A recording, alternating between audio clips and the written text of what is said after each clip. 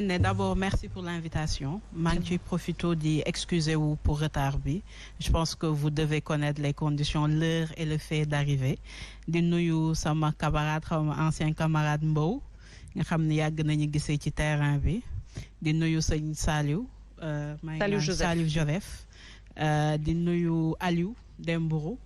bi nga xam ne bokkuñu camp mais qui est un ami que je respecte bi ñu dajel honorable di nuyu le camarade bi ma fi fekk di d'abord présenter mes condoléances au peuple sénégalais par rapport ak autant de jeunes yi jël la mer yi nga xam ni seen espoir u famille la ñu woon te mujjuwuñu ñibbi donc loolu muy loo xam ni ñu ngi leen di jaale képp koo xam ni ci événement yi passé yi sa bakkan rot na di def aussi benn salut et d'encouragement à des camarades yi nga xam ne xam naa leen et que tey ñi ngi au niveau de la prison damay commencer par Lamine Bara Thié Ernest bi ñu tudd nga xam ne c'est un ami di wax ci Sirtige Dembo Sakho ak Diomaye peut-être ñoom laa gën a xam mais ñeneen ñëpp ñi nga xam ne c'est des détenus di leen massawu ñi nga xam ne c'est leur opinion moo leen fa yóbbu bu ma limee ñooñu rek war nga xam situation bi fi mu toll aujourd'hui ñi ngi ci benn bras de fer bu xaw a compliqué entre je dirais pas l'État mais je dirais l'opposition et le pouvoir qui a les moyens de l'État tey nous avons un homme politique leader dans l'opposition bi nga xam ne mi ngi en détention bi nga xam ne usé na de tous ses droits ba li ko defee mooy grève de la faim et ci côté boobu amuñu lu ñuy def lu dul di ko massawu di massawu famille am di massawu ay militants am di wax ni on espère que en réalité avec li nit ñi di def yëpp dina am un dénouement positif et que dina mën a génn wala dinañ mën a am benn intervention boo xam ni bu ëllëgee duñ fi toog di wax leneen parce que ñaanaluñ ko ce qui me pousse à reposer yenn fondamentaux yi mooy est-ce que Sénégal dañu yegg fi à un niveau boo xam ni liberté d'opinion délit la est-ce que dañu yegg fi ci niveau boo xam ni être opposant délit la est-ce que dañu yegg fi ci benn niveau boo xam ni dialoguer oui mais respecter aussi la position des uns et des autres c'est important gis nañu les chefs d'accusation yi nga xam ni teg nañ ko ci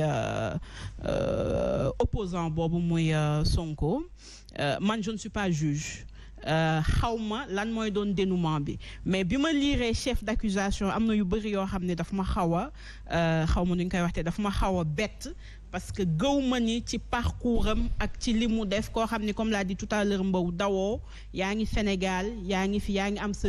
liberté war nañ la ko mën a teg maintenant comme je l'ai dit je ne suis pas juge mais li ma gëm mooy aujourd'hui il faut qu'à un moment donné que les gens s'assoient autour d'une table que ñu jéem a discuter que ñu jéem a wut une porte de sortie parce que tey bu ñu continuer ci haine bi tout à l'heure bi may ñëw quand j'ai mis sur ma page Facebook que je suis invitée de Ndoumbelane am na ku def benn commentaire naan ma pense à ton retour c'est-à-dire de manière indirecte on te menace c'est-à-dire qu'aujourd'hui on a même say position ci sa bopp tu dois être dafa am benn façon bu nit ñi di war a xalaat que ce soit d'un bord ou de l'autre nga war a def boo ko defulee nit ñi am na nu ñu lay xoolee et je pense que c'est ça la rupture dem ba quand on dit que quelqu'un il peut être entre la vie et la mort nit ñi di jubiler dem ba bu ñu ne parce que aussi am na ñoo xam ne ils sont du pouvoir quand on dit qu'ils sont dans une situation précaire difficile certains de l'opposition jubilent comme certains du pouvoir jubilent quand on dit que certains de l'opposition jubilent et ça on a même vu des gens jubiler bu ñu tàggee ay nit wax ne que ñi ñàkk nañ seen bakkan waaw et ça man je n'en reviens toujours pas parce que dans les présentations je pense que honorable tout le monde sait qu'il est de Benno Bokk Yaakaar quand je l'ai salué j'ai dit je salue l'honorable Aliou Dembourou qui est un ami parce que aujourd'hui le Sénégal benn bopp la kenn mënu ko xaar et tout ce qu'on doit dire c'est que nous aurons des divergences d'idées et divergence d'idées moom comme mu neex mu naqari day am mais bu mu yegg ci benn niveau ba day devenir des divergences personnelles, une haine ba nga xam ni nit ñi da ngay xool am na ku ma mës a lire muy naan maa ngi ñaan xamatuma ci ban kii la que mi ngi koy kurusal et cetera. Donc ce qui veut dire que la rupture elle est profonde. La rupture elle est d'autant plus profonde que peut-être ñi porter ce genre de discours ils n'ont pas tous les éléments de la vie politique sénégalaise. Je rappelle que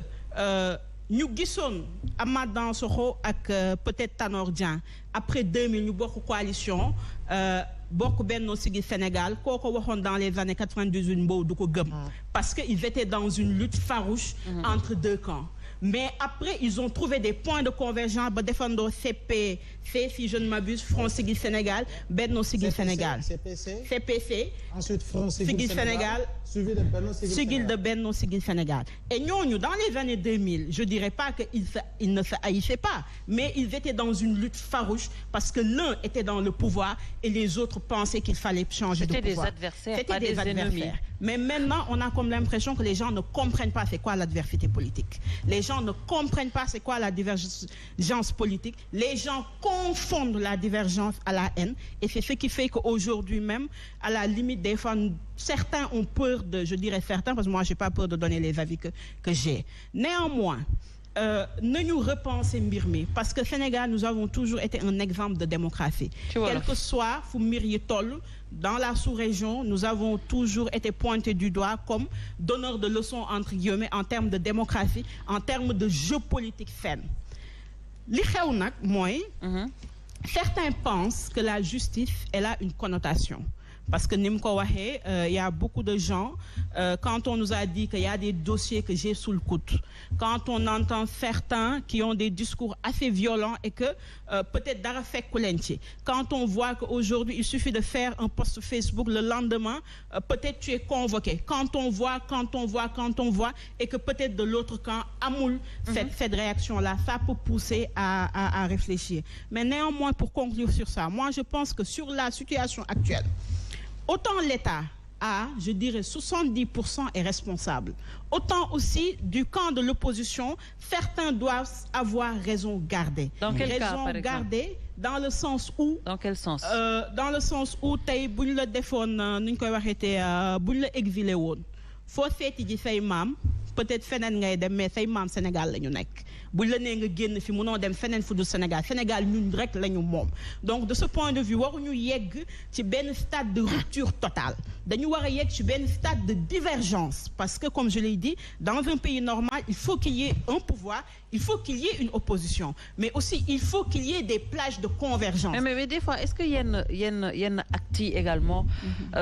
du pousser ba nga nekk dos au mur ba tax peut-être yenn propos yi wala yenn attitudes yi. waaw dos au mur je suis d'accord que am na yoo xam ni en réalité mën na le pousser ba nga nekk dos au mur néanmoins dos au mur ne justifie pas tout. Ça, c'est mon humble avis. Dos au mur ne justifie pas qu'aujourd'hui, certains puissent se réjouir quand on leur dit que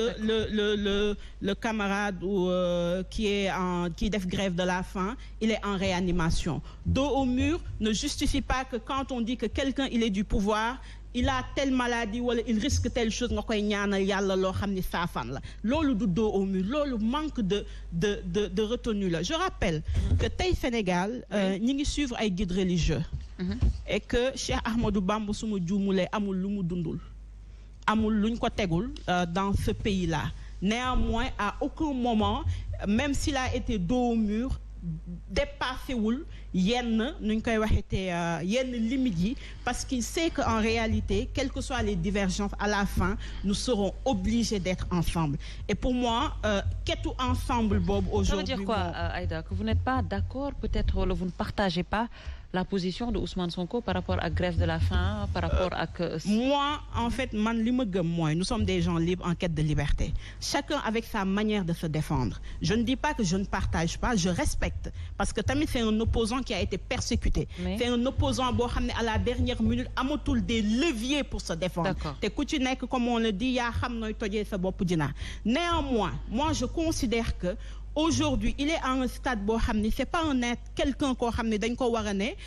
c'est un être humain lambda Ousmane Sonko n'est pas un Aïda Niang. Ousmane Sonko, à un moment donné, il a eu à représenter quelque chose dans ce peuple-là. Donc, buñ ko seetaan ba mu yegg à un certain niveau. C'est la raison pour laquelle je dis que chacun use des moyens qu'il a.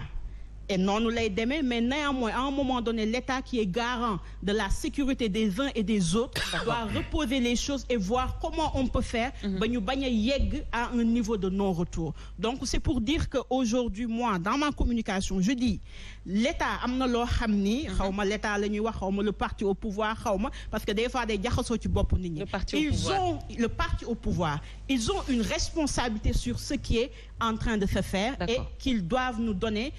des solutions pour que mais parti au pouvoir du justice parce que pouvoir bi dafay changer à tout moment. loolu mën naa ci d'accord honorable mais état la ñuy wax. waaw mais bu dee séparation des pouvoirs c'est ce que nous cherchons. mais dès l'instant est-ce une réalité. foofu lay jëwee dès l'instant on nous dit j'ai des dossiers sous le coude dès l'instant où des gens sont poursuivis et parce qu'ils sont d'un parti au pouvoir liñ leen war a teg teguñu leen ko que li nga xam ne mooy opposition. est-ce que dossier coude bi APR moo ko souligné wala APR moo ko yóbbu justice quand même c'est l'état loo fi mënut a wax ci dossier justice état. mais am na ñuy incarner l'état état moo tiim président Macky Sall. moo la tiim moo ma tiim li nga wax ci Ousmane Sonko. du n'importe qui mais quand même loi bi mooy moo nekk ci kaw Ousmane Sonko. honorable. voilà te xam nga loolu xam nga lan moo koy firndeel.